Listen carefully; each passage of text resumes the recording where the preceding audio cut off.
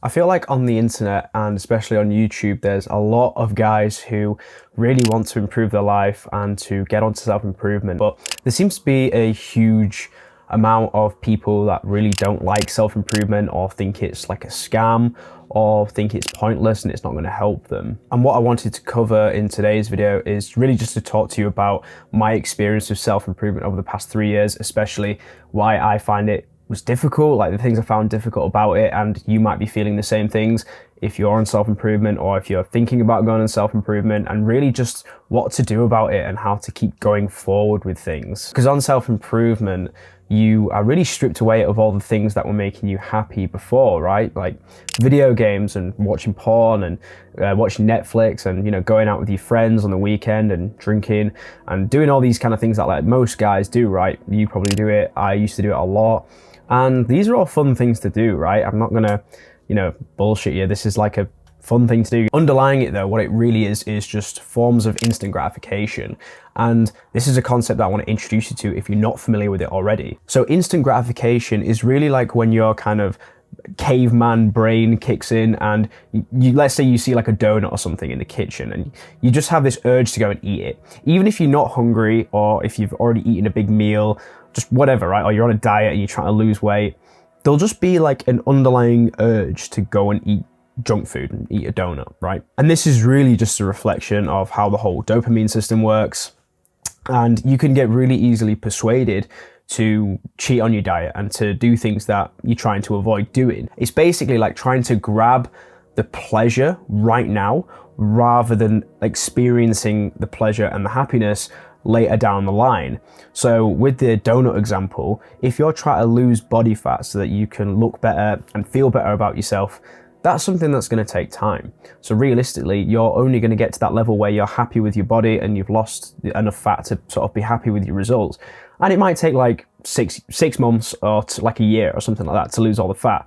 So that's delayed gratification, because you will feel pleasure and be happy and proud of yourself when you get to a level, like let's say your goal is to be less than 11% body fat. You'll be quite happy when you hit that goal and you finally hit 11% body fat, but it's going to take a while. Whereas instant gratification, the opposite of delayed gratification, is you could just eat the donut right now and it's going to be instant pleasure. You don't have to wait 6 months. And a lot of self-improvement is really just taking all of these instant gratification habits and transferring them over to delayed gratification. So that's really the first problem with self-improvement. It's switching things over from instant to delayed gratification, which is kind of a form of dopamine detox. Dopamine detox helps with a lot of those habits, taking them from instant to delayed gratification. And that brings me on to the next difficulty with self-improvement, is that you don't see instantaneous results. So one of the biggest problems with self-improvement is that a lot of the things you'll be doing are delayed gratification tasks, right?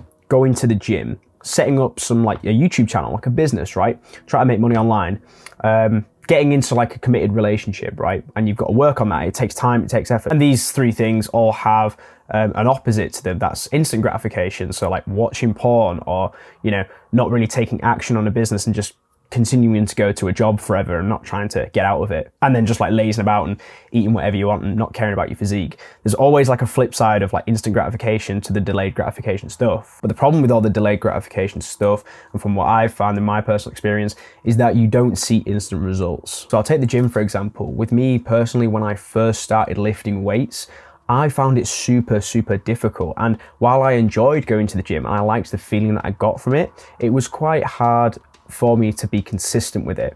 And the reason I found it hard to be consistent is because I wasn't seeing the results fast enough. I was being really impatient and I really wanted to have, I wanted to be like really ripped and have big muscles, and I'm still not at the level I want to be yet, but I'm a lot happier where I am now. But it's taken like 4 or 5 years to get to this level. And that's like kind of being inconsistent as well and not having the best diet. But yeah, I was super inconsistent with the gym because I had this goal in mind. I was addicted to Instagram and YouTube and stuff. So I was looking at all the fitness influencers like Mike Thurston and freaking More Plates, More Dates and all these guys, right? They're big people in the fitness space. And they all have like incredible physiques. And I was just wanting to be like them. But I didn't realize that they've been training for like 10, 15 years. and I'm there like just starting out, trying to like comparing myself to this kind of like huge idol.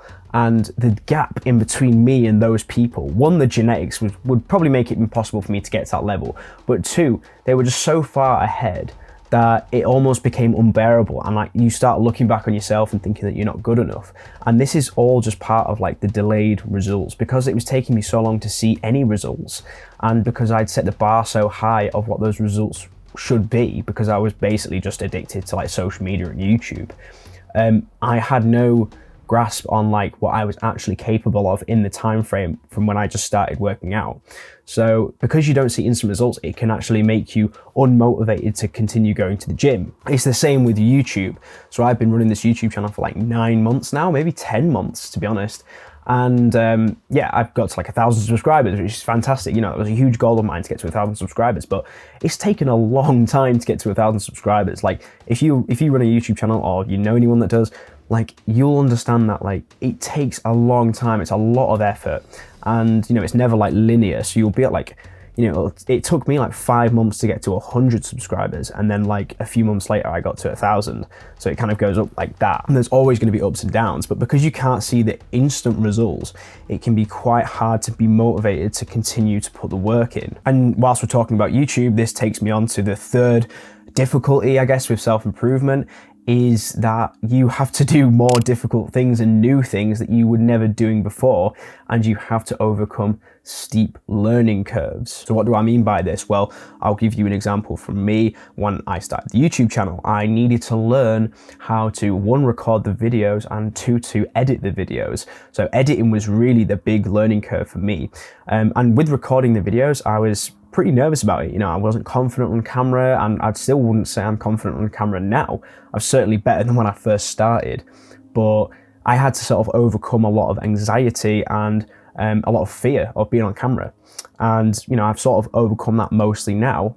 But then there was the second thing of, you know, having to learn how to video edit. And this is all part of self-improvement for me, because my self-improvement journey has taken me to this point where I feel that I would like to have a YouTube channel and to teach people about self-improvement based on my current experience and based on the experience of people who I've listened to on podcasts and stuff and read books from.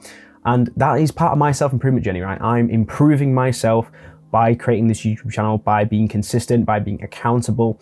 So that was all part of it. And I had to learn how to edit videos to actually become a YouTuber. So this was a steep learning curve. It took me a long time to just learn the very basics of my editing software and just how to use it. So that's kind of the third thing with self-improvement. And for you, this could be the gym. You've got to learn how to actually perform the exercises. You've got to learn about nutrition. You've got to learn about how to be safe when you're performing exercises. There's steep learning curves to everything in self-improvement. Like meditation, last example, you've got to learn how to meditate, right? Meditation is difficult. I've still not fully grasped meditation yet. It's something I'm working on. So every new habit or technique or thing that you want to do in self-improvement that you think could help improve your life, mental state, finances, whatever it is, there's going to be a steep learning curve to actually get into that new thing. And that's kind of just the third level of difficulty with self-improvement. So now that I've outlined to you what I think are the three main difficult components of self-improvement, what is the solution to this? What do you actually do about it so that you remain consistent and that you keep going on with it? This is something I've not heard many people speak about, but one of the main things that has really helped me personally with self-improvement is talking to my friends about it. So I've talked to a couple people about it, and my girlfriend as well, about the YouTube channel, about my self-improvement journey, about all the new things I've been trying. Like, you know, of course I talked to people about when I started going to the gym, because that's a bit more common, but, you know, talking to people about meditating, talking to people about the YouTube channel, talking to people, learning how to upskill myself to be able to be on YouTube, talking to people about how to improve their sleep, and talking to you guys about, you know, different things in self-improvement. I mean, all of this is just talking to different people, talking to friends and getting feedback. And what does that do? Well, it makes you more accountable. You see, when you actually tell a friend about your self-improvement journey, you're honest with them, say, listen, I'm not really happy at this job, I'm not really happy in this relationship, I'm not really happy in my life right now, and I want to improve myself so that, you know, in a few years' time I can be in a better place. If you actually talk to people about that, people really, really resonate with that, right? Your friends, you might get a bit of shit from your friends, not gonna lie. Like, you know, if you're a young man, like, you're gonna tell your friends about this and you get a bit of shit, right? You're gonna get people laugh at you, you're gonna get people make fun of you, right? It's fine. Usually they're doing that just because they kind of deep down think a little bit that they might want to do the same thing and just a bit like nervous to talk about it. So that's totally fine. But I found that when I've spoke to my friends about it, they've been nothing but supportive, and it keeps you accountable because they're checking in on you, right? Next time you see your friends, they're checking in. How is the channel going? How is this going? How is your meditation going? How's the gym going? You know, you can even start getting them onto self-improvement and doing some of the things you're doing, and, you know, watching less porn, watching less Netflix. And, you know, you could stop playing the video games, and then your friends might join you in not playing the video games and not wasting time.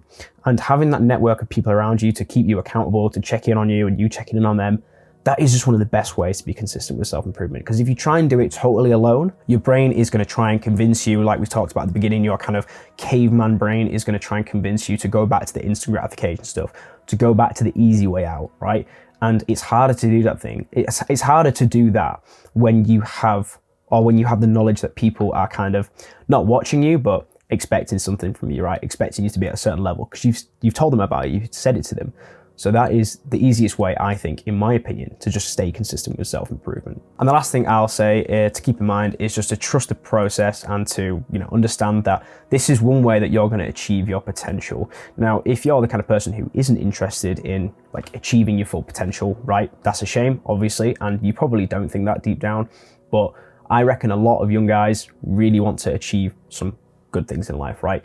Make a lot of money, you want to have a great physique, you want to be in great health, live a long time, be in an amazing relationship. All these things are things that take a lot of work, a lot of effort, and require some level of self-improvement. Whether you call it self-improvement or not, it doesn't really matter.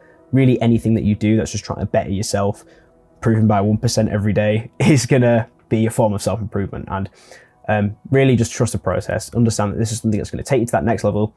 It's going to help you in life, and yeah, tell the people around you about it, talk to your friends about it, talk to your girlfriend about it, and keep accountable. And maybe even go to the next level and start a YouTube channel about it like this, right? That is really it. I just wanted to talk to you about that today. I think it's an interesting thing because I know that a lot of people do struggle with self-improvement and find it lonely, find it boring, think it doesn't work, think it's a scam. And you know, these are some of the things that I think are really difficult about it. And overall, that's my experience with it, how to sort of get past that thing. And yeah, hope it helps you in some way. Right, remember, bro, just prove yourself by 1% every day, and you will get there. See ya.